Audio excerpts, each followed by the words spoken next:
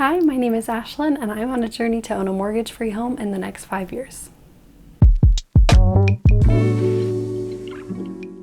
In the past, I've done a video where I shared some mindset ideas for how I save money, but I wanted to give a few tangible items of things that I do to save money, especially now that we're really buckling down and doing our best to save just a ton of money over the next few months.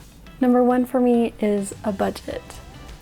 Being able to know what I'm going to do with my money and then tracking that throughout the month is so helpful in saving money. If you haven't created a budget yet, there's no time like the present. And if you're not really sure where to start, you can click on this video that I have linked on the screen right now, where I can walk you through how I do my budget. I use the EveryDollar app and I love it. The second thing is thrifting.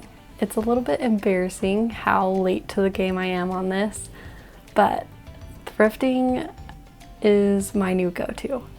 I've used Facebook Marketplace for years to buy and sell things, and I kind of felt like that was thrifting in a way. But I recently needed a few more shirts for my daughter. She's growing really quickly. She needed some summer items, but I really didn't want to make room in my budget to spend $30 to $40 on a few t-shirts for her that she was just gonna ruin right away. So I decided to go to the thrift store. We found probably 7 to 8 shirts and then a super cute skirt and a little set. We got all of it for $7.50, which is crazy. So that is definitely my new go-to. I don't think I'll ever buy at least baby clothes in a normal store ever again. The third thing is to meal plan and shop with a list. I do this every week. I create my meal plan for the 2 weeks following.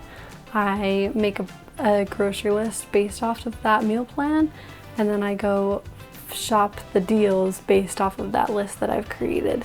And I save so much money this way. It's a little bit more work because I have to do the upfront work of making the meal plan and the list, and then I also go to multiple stores to be able to find the best deals on those items that I need. But it does save me a lot of money, and I'm able to feed my family for less than $100 a month, so to me it's worth it. If you want to see more about how I do my grocery shopping, you can click this video that I've linked. The fourth is to pay yourself first. This can be a little bit stressful when you're first starting out, especially with budgeting, if you haven't quite figured out how much you need during the month and how much you can actually save. But paying yourself first is honestly the key to being able to save.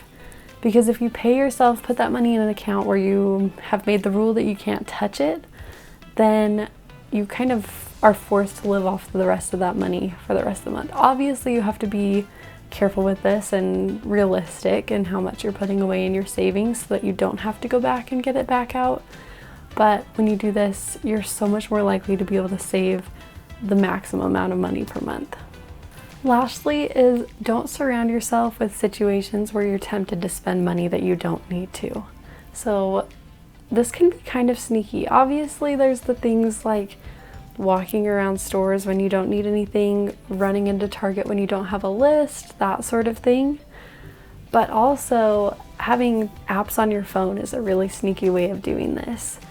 I recently deleted all of the shopping apps off my phone. So Amazon, Target, Carter's, Old Navy, you name it. I had tons of shopping apps on my phone that when I was bored, I would kind of just get on there and scroll.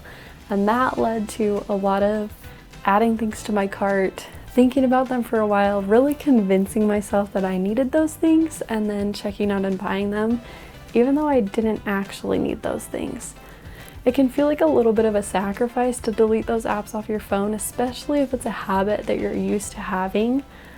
But I can still shop on those websites if I want to. I can go into my browser, I can find the store online, and I can shop that way. It just adds a little bit more friction to the process, and it stops me from doing it just as like a little hobby to keep myself entertained.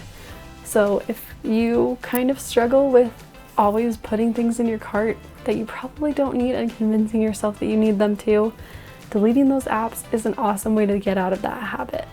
So those are 5 tangible ways that I save money. I hope that you found them helpful. If you have any ideas of things that you do that save money, I'd love to hear them, because we're really trying to crack down on our spending and tighten up our budget so that we can save hopefully over $20,000 in the next few months, so that we can really get the ball moving on this goal to own a home. So if you have ideas, please leave them in the comments. I'd love to hear them. If you liked this video, please give it a like, subscribe to the channel, and I will see you again next week for another video. Bye!